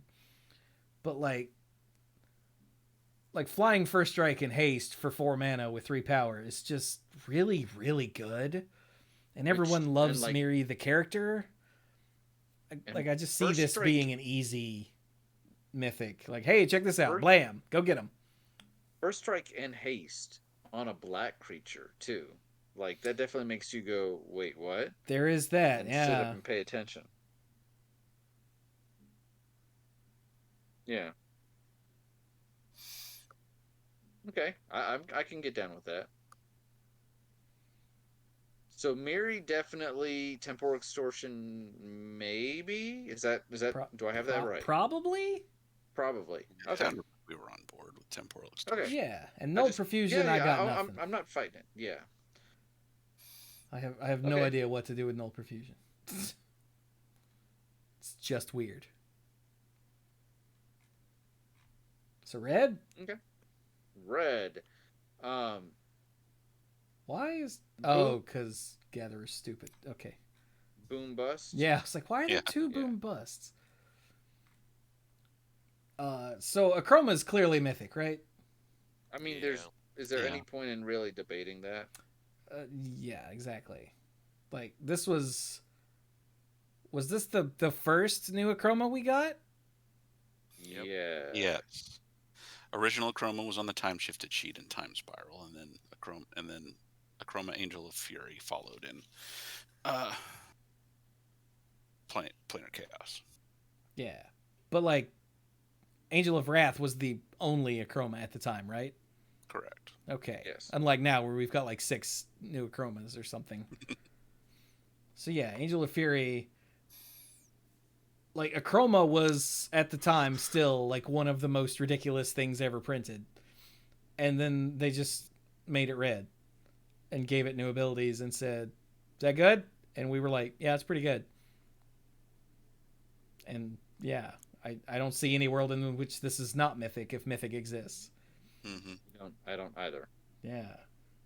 So to give it the rundown, for 5 and 3 red, 6/6, can't be countered, has fire breathing, has morph for 3 and 3 red, and has flying trample, protection from white, protection from blue. So I think it's the same number of abilities, but they're spread out into can't be countered and morph. And fire breathing rather than just a whole slew of keywords. Yeah. Yeah. Doesn't have haste, doesn't have first strike. Very important. But it has morph, which is almost sort of kind of like having first strike, maybe. Not first strike, haste. Sort of. So, okay, so that's easy. Mm-hmm. Then what? Boom bust is rare. Yeah. Fatal Frenzy is cool, but also a rare. Yeah, Fatal Frenzy is what, like a fixed berserk? Yeah, a more fair berserk. Yeah. Yeah. Because berserk only costs 1, right? Berserk will only single green. Yes. Jesus. For 2 and a red, Fatal Frenzy is a instant, and I'm going to the Oracle just to be safe. Until end of turn, target creature you control gets trample and gets +X/+0, where X is its power. Sacrifice it at the beginning of the next step. Yeah. Yeah, it's neat, but it's definitely rare, right? Oh, yeah. Okay. Like, would they have made Torchling mythic to capitalize on Morphling? Maybe, could have been. I'm trying to remember. I don't think this ever saw play. No. Ever. They went further with this cycle in the other colors, but I can't remember what those were. What rarity they were. I don't know. I can't even remember their names. I remember we keep bringing, it's a new Ling cycle whenever we see them in previews, but yeah, I don't remember. Thornling, is that it? Thornling, that's one of them. What rarity is that? Aetherling?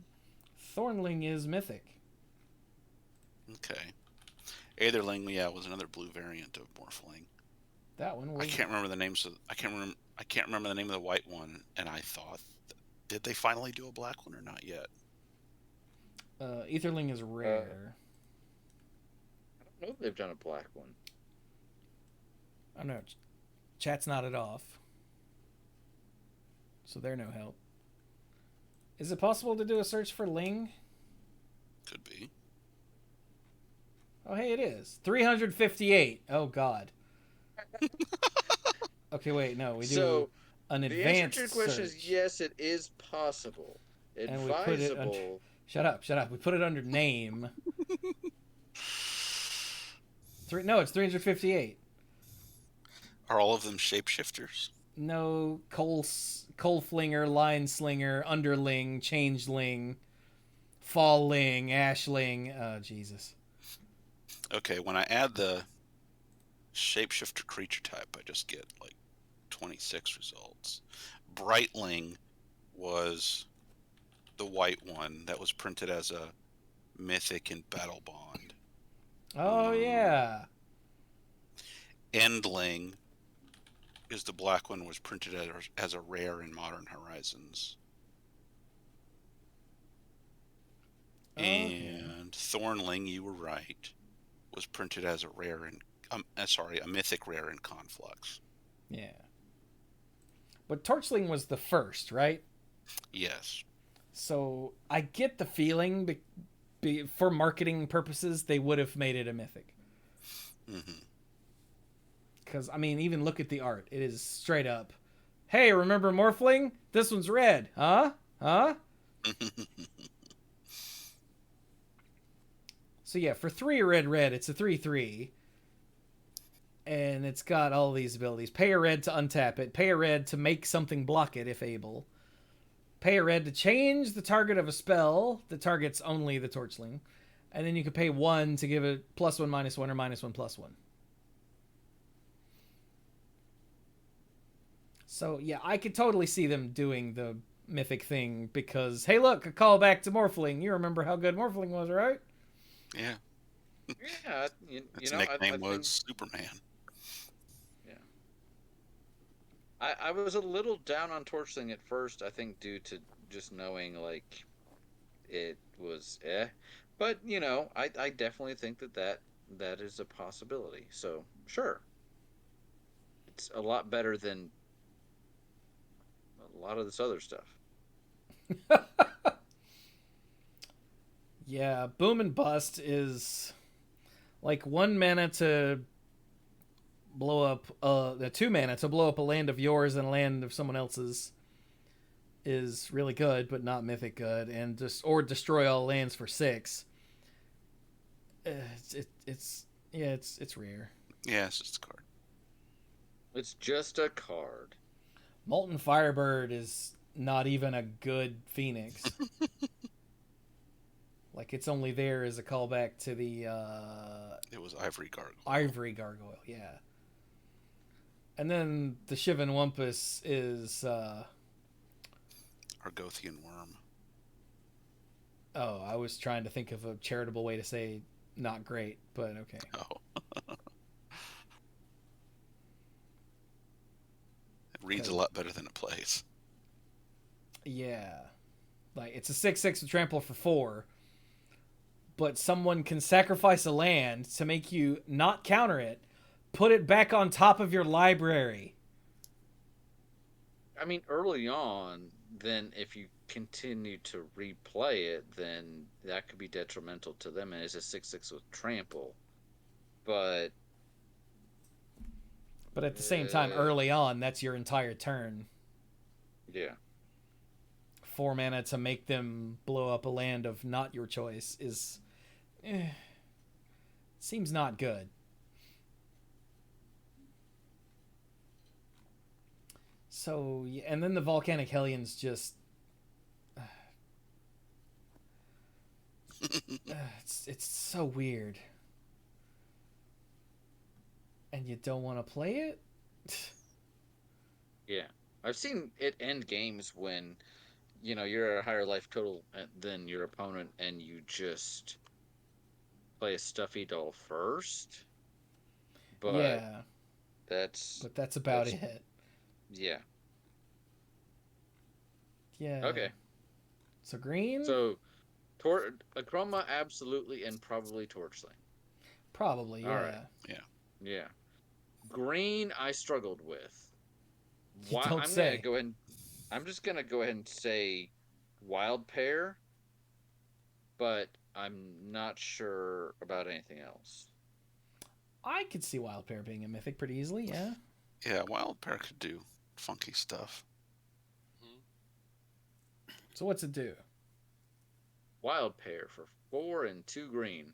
Whenever a creature enters the battlefield, hold on. Yeah. Let's just make sure. All right. Whenever a creature enters the battlefield, if you cast it from your hand, you may search your library for a creature card with the same total power and toughness, put it onto the battlefield, then shuffle. Yeah. So when you play your 5/5, you can go get a 6/4 also. Yes. The art has a hint. There's a 6/5 Croson Tusker and a 4/7 Vertaloth the Ancient entering the Yep. battlefield. Yeah. Hint, hint. Oh, that's weird. You don't. Croson Tusker isn't a creature spell, but whatever. It has those numbers printed in the corner, so there must be something going on there. Yeah, they haven't taken those out yet, but that's weird. Yeah. So I mean, but yeah, this right. We're all on the same page, right? Like this is just redonkulous. I don't know if I'd go that far, There- but I could see it being a mythic easily. Yeah. I don't know if I would go redonkulous, but Yeah, you can do a lot of cheating nonsense at this. yeah. As for the rest, though, like I love Jedit, but I don't. It doesn't scream mythic. I've got like 5 copies of this copy of Jedit, or at least I used to. It's a cool card. It is a cool card, but I don't know. Okay, so for 3 and 3 green, he's a 5/5. What is he now? A cat? Just a cat warrior. Cat warrior. Okay. A 5/5 cat warrior with Forest Walk. Ask your parents. And whenever he attacks or blocks, you can get a 2/2 cat warrior with Forest Walk. I think if he cost Like 1 or 2 less, like he would be 1 mythic. green less, I think he would be, or even 1 generic mana less. Yeah, I think if he was at 5, I would be like, that's a mythic. Even though it's not necessarily about power, but yeah, that'd be pretty pushed. Yeah, exactly. To only cost 5 for all this. But as is, At especially least then since his it's power and toughness would break even. But like as is, at a especially cost. with the 3 green, like it's just, I don't know. I just never have really wanted to put him in many decks. And I mean, he's just even like- more obscure than some of the others. Like we know Achroma, we know Braids was recently enough to where people knew Braids. Ascendant Evancar, Yeah. Krovax, people knew Krovax. Miri, everyone loved Miri. But like Jedit Ojanin? Was it a random ass card from what, Legends? Yeah, it was one of the. Pretty sure it's one of the vanilla legends from Legends. I think. Let's go look. Costs like 7 for a 6/5. 4 white, blue, green for a 6/5 with no abilities or something like that. 4 white, blue. Oh, white, blue. Okay. Yeah, for a 5/5 with no abilities. Ew. Oh, that's even worse. Yeah. Like what Jedit Ojanin has going for him is his art was freaking sick. Yes. And the card blue chunks. So yeah, like no one knows who Jedit Ojanin is. At least no one beyond the super nerdy like us or the very old school players. And yeah, I don't know. He never really did anything for me. Personally.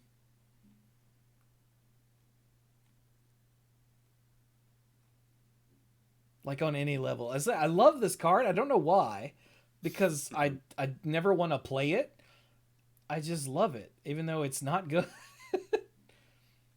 And it doesn't speak to me on any level that a mythic card should. I don't know. Like Life and Limb is bizarre, but I don't think that says mythic. I'm sticking honestly with just the wild pair. Just the wild pair? Yeah. Because we're also about to go to gold. That is true. Also, I just want to add in that Groundbreaker is one of the best color shifts in the set. Yeah. Yeah, a green ball lightning. Yeah. It's pretty great. Dirk, you got anything in green?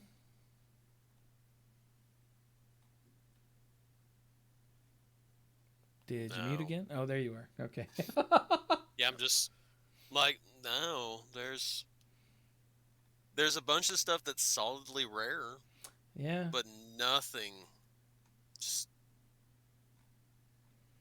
like no. I've always loved Timbermare, just because it's a green, like 5 damage a burn spell.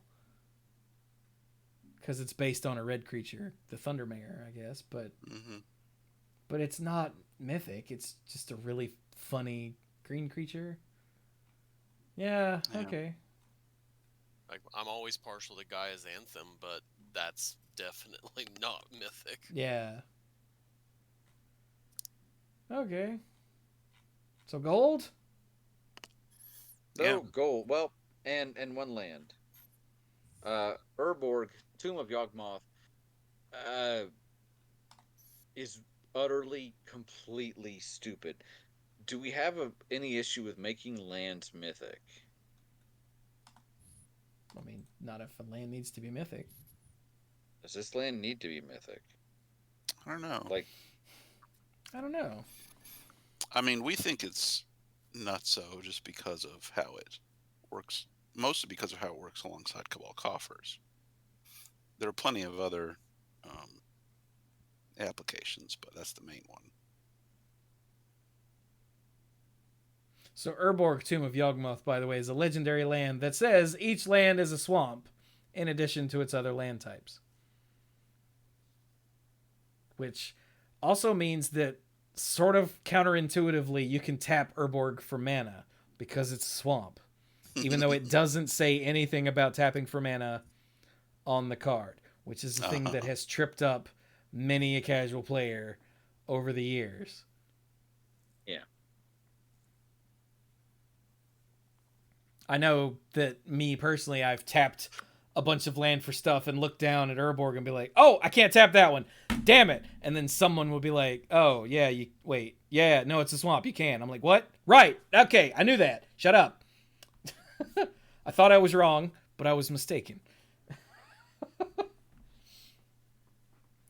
See, I don't know if that would be mythic or not. I don't know.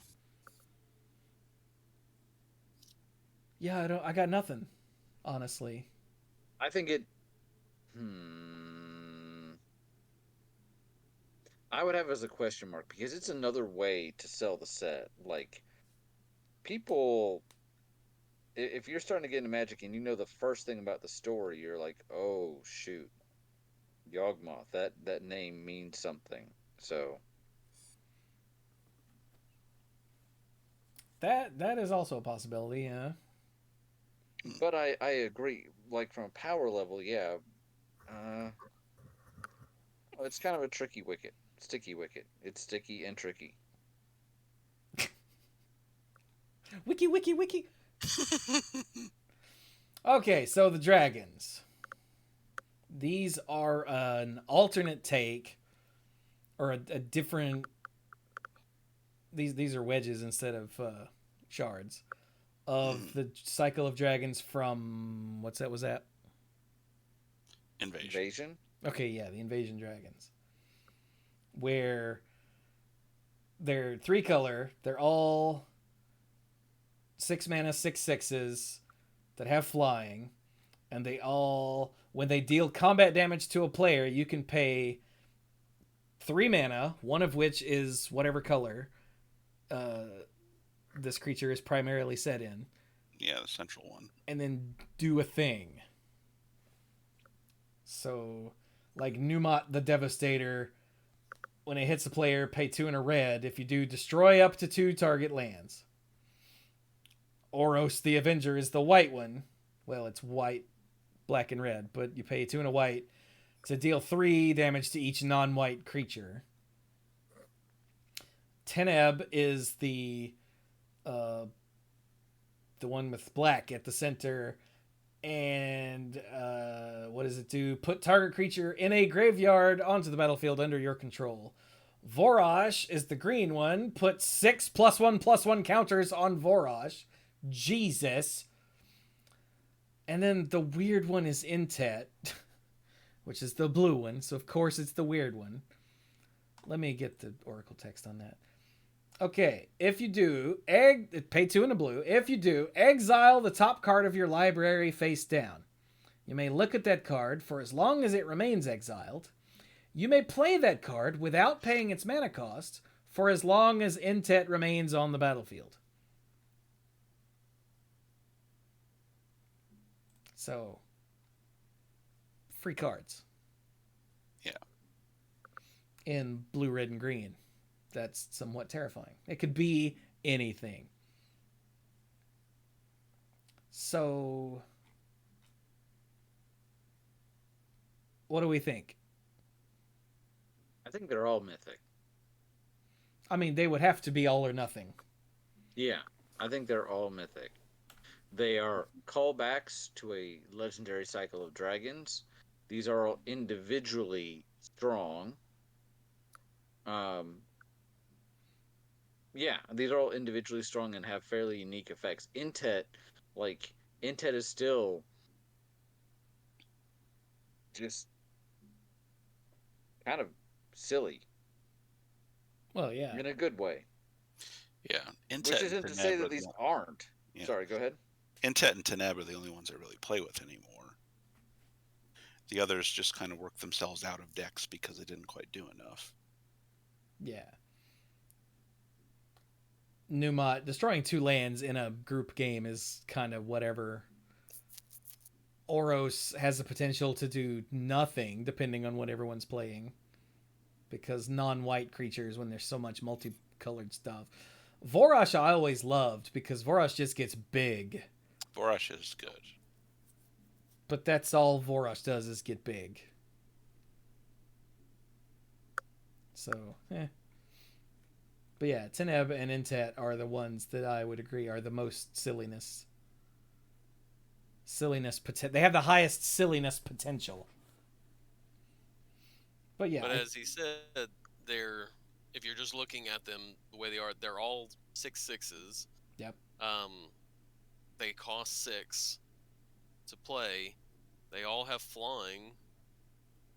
And they all come with some ability that is either awesome or meh, unless you're playing, again, depending on what's play, it could definitely deal some damage. Because again, was it lightning bolting stuff in white? That is a good point. Yeah. So, yeah, especially if you're only playing against one opponent, all of these are completely insane. Yeah. Oh, yeah. Numa would be insane in a standard duel. Yeah. So I think these are easily all mythic. I agree. Yeah. Which only leaves us with one card. Who is like the central figure of the story. Yeah. But I mean, she's not bad, but she's not flashy either. What do you think? I don't know. What'd she do? I agree. Rada. So, yeah, go ahead, Dirk. Heir to Killed is a red and green, so 2 total mana, elf warrior, legendary. Whenever Rada Heir to Killed attacks, you may add 2 red mana. And tap, add 1 green mana. Yeah, so Rada is all about fast mana of some sort. Yeah. Pumping your mana. Yeah. Which, is good and powerful. But at the heart of it, she's just a mana dork. Mm-hmm. Seems really weird to have a mana dork at Mythic, even though, like Brian said, she's the central character in the story, it turns out. I'm surprised they didn't add this mana doesn't empty from your pool as steps and phases and tech to the... Right. Did we have that back then?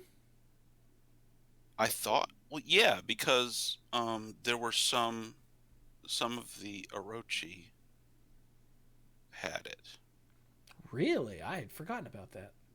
Yeah, there was some Orochi in Kamigawa block that had that rider on their ability because they made mana at a weird time.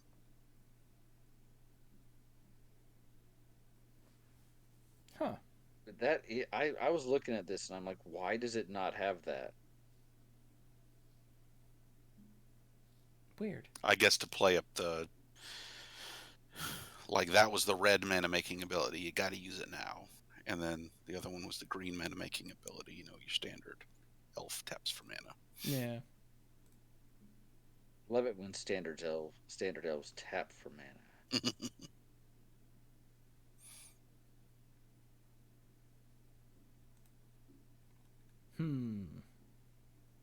She's not mythic. No. Well, there you go then. I mean, right? You're not wrong. Yeah. I mean, that's what I was thinking, but I was just gonna let y'all ramble about it before I butted in. Rolled in, it was like, not mythic. So dragons, possibly Urborg. Some of the legendary creatures, not the suspend creatures, and not the Mega Cycle. But we did manage to find at least one card in every color that was just an obvious mythic. Yeah, and then there were a couple colors where there was a fairly strong second one. Yeah. Yeah. Blue, we didn't really have an obvious mythic. We had two things that maybe one of them's... Well, one of them's definitely mythic, but eh. Yeah. And then green, we were like...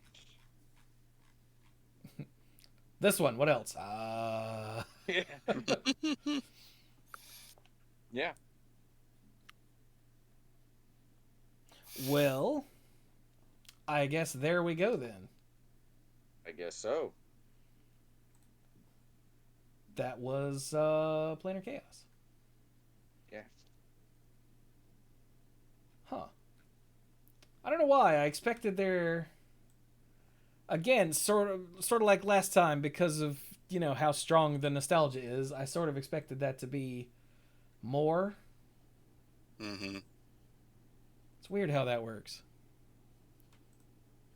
Nostalgia is strong with us. It really is. But odor isn't everything. Strong. How you doing, Dirk? I'm doing good. So, we were originally gonna do a Mad Lib. Yes. But then everyone in chat just sort of disappeared while we were doing that. Which was like why we didn't do one. Which is like, yeah, like they showed up while we were doing that, and then when it's time to do the Mad Lib, they're all gone. And also, it's now 10:30. I mean, I'm doing okay, and next week, almost certainly, like that'll be the beginning of previews for Dominaria, and it's like the preview video like day. So, but see, almost certainly we're getting stuck into that. The difference is I don't care about previews anymore, so I'm happy to cut it off to do a Mad Lib easily. Up to you. I'm doing okay. Dirk, how are you doing? I mean, I'm fine, but I kind of agree. Previews, we can break up previews and just do the Mad Lib then. Yeah. Okay. So, sorry that I teased everybody in social media, but if there were more people here, we might push through just to get chat in on it, but it happens because it's late. Yeah. It's late. It's a school night. Some places of the world. Unless you're listening to this and it's not a school night, in which case I'm just a liar. He is. He's just straight up lying as far as you're concerned. Yes. So then, how about some final thoughts, my dorks? Uh, Final thought for me, I guess.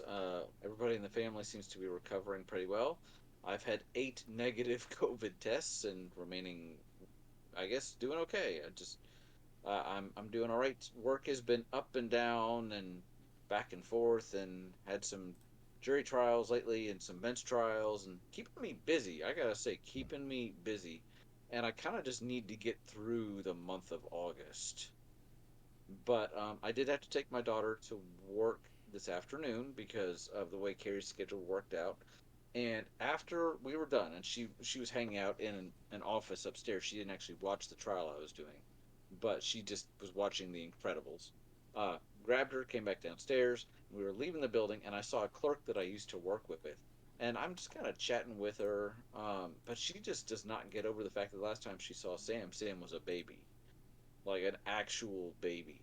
So I'm like, she's like, she's so big, and I'm like, yeah, I know. So how are you doing? And da da da. And she's like, she's so big, and I'm like, yeah, they do that. You have 2 grown kids, right? She's like, yeah, but she's so big. So it was amusing, but I have seen Sam since she was a baby, but it's been long enough that I'm pretty sure I would have that same reaction. well, I mean, and thanks to COVID, it's been even longer. Like you haven't even seen the tattoo, right? Oh, the face tattoo? No, but you did tell me about it. Yeah, yeah, yeah. Wait, are you talking about yours or Sam? Oh, I get you got matching ones. Sam's. So Oh, okay. yeah. Yeah. Ah. But that does it for my final thought. My final thought has to do with the puppy. So Tuesday, the puppy had like this, like when you get eye boogers. She had an Yeah. eye booger, and I was like, okay, I'll get that out and everything.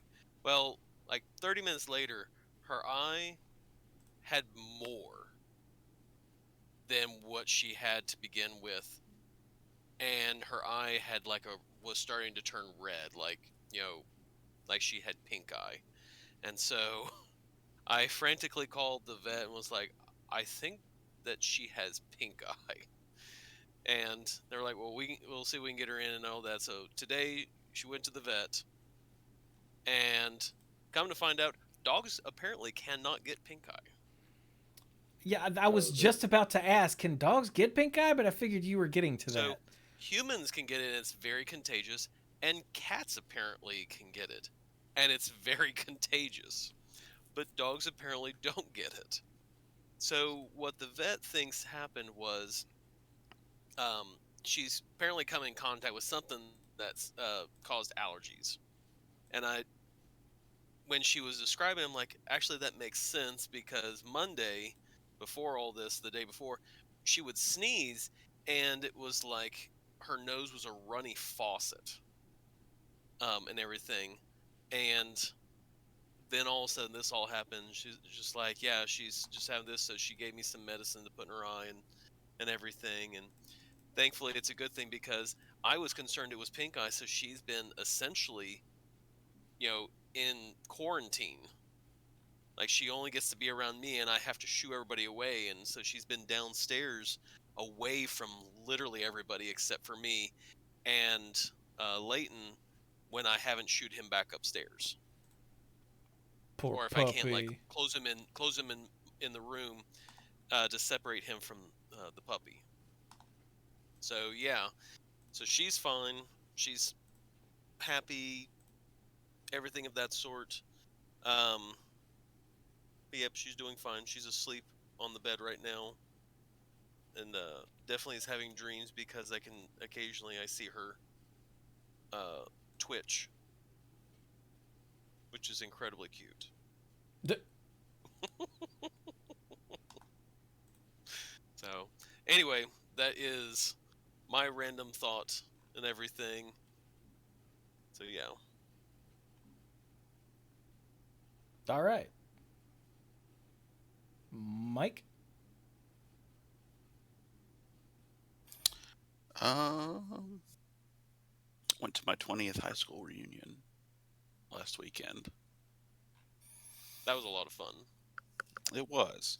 It was thrown together a little bit at the last minute because the people who were originally, would have had the responsibility to organize it just kind of didn't. And some other people stepped in uh, to do something. So people just ended up, meeting at a place downtown, where we all went to, in the town we all went to school, and we're hanging out. And the reason Dirk was there was because Chelsea went to the same high school that I did, and like the same elementary school and middle school and all that stuff. Because like we actually grew up in the same neighborhood.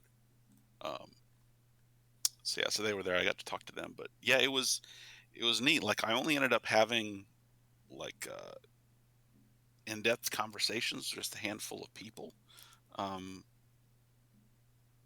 There were a lot of people there where I have no idea what I would have said to them, but it was nice to see them around regardless. And yeah, I'm glad that someone did put something together for all the people to gather and see each other and hang out. And I saw a lot of comments on Facebook afterwards that people had a really good time. They're really happy to see each other and catch up. So yeah, it was cool. It was a very different group of people there than the ones who went to the 10-year reunion. There was very little overlap. There's a very small handful of people that I can think of off the top of my head who I remember being at both. That's interesting.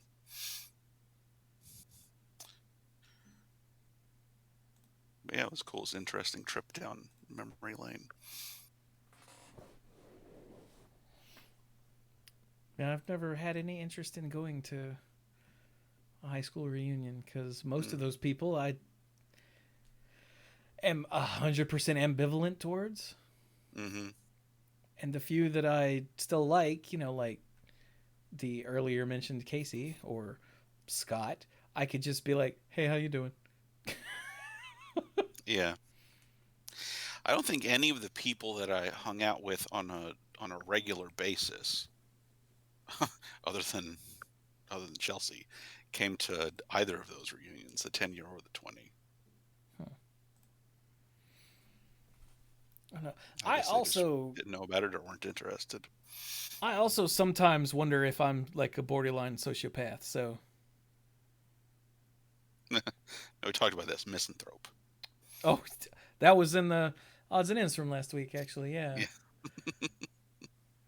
Because I really just don't like people. I like persons, but I don't like people. And like if I see someone from a high school, like at a grocery store or something, if it's not someone that I routinely wished to death upon in high school, like I'll say hi. Like, oh, hey, how you doing? I'll do that whole thing. But like, but then again, if they don't see me, I might just not see them. Mm-hmm. Like on purpose. Be like, oh, did they see me? They didn't. All right, keep walking. So yeah, I don't know. But like I went to a college reunion thing with you guys. Well, I saw you guys there anyway. Not with you guys. Not like we all piled into my car. And... Right. I don't know. This is just things I've realized about myself over the years that I haven't decided if it's good or bad. It's just me. Well, I mean, if it's like, just you, then I don't know that. I guess, does that really fit into good or bad? Doesn't it swing both ways, so to speak? Guess it depends on whether you like me or not. So, like I said, swing. No, I'm just kidding. Yeah, Depends I don't know. Yeah. Like I said, I don't know. But especially since the last, let's call it 6 years happened, I realized that I could just do without most people. Mm-hmm.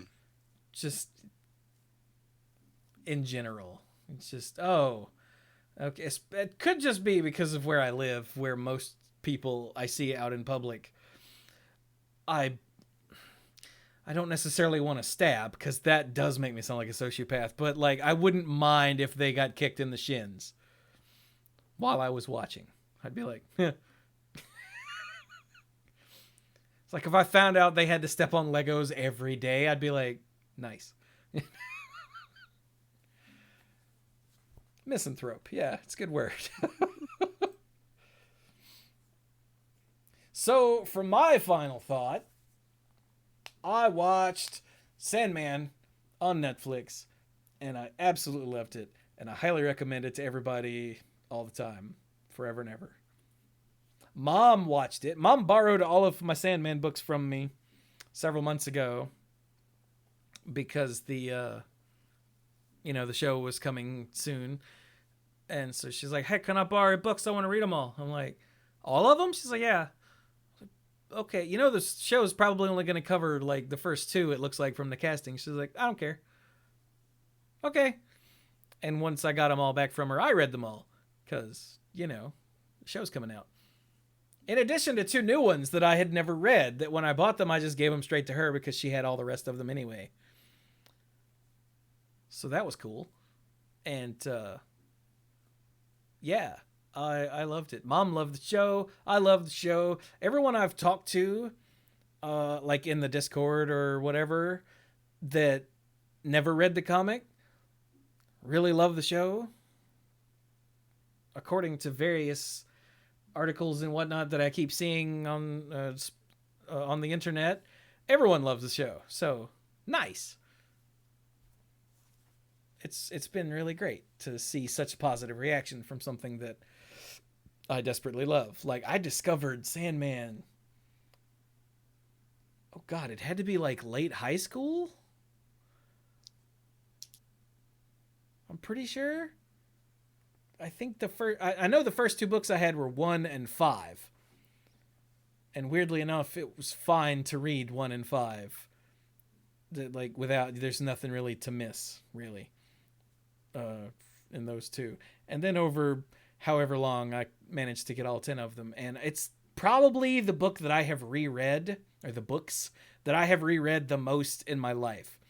Because every once in a while I'm like, you know what? I'm reading Sandman again. And then I do. So that's why people are like, you think I'll like it? I'm like, you cannot trust me to answer this. I'm too far in. I'm going to say yes. Whether it's true or not. So, yeah. Highly recommend to watch Sandman if you haven't, because it's really well done. And yeah. And then I got sick, and then I got better. As far as I can tell, I got better. Fever's gone, so I don't know. You turn into a newt. I got better. So it's like the only line I know from that movie. Well, no, I know a couple lines from that movie, even though I've never seen it. But yeah, glad you're better though. What's so funny about Biggeth? Dicketh? That's a different movie, but same thing. Yep. Anyway. All right then. So, hey, let's do the thing. Don't forget the GoFundMe I mentioned earlier. The link is down in the wherever. You can check out, by the way, the Deep End is up and running. I got sick and died, so I haven't gotten the freaking second or third or fourth videos from the JWST talk done yet.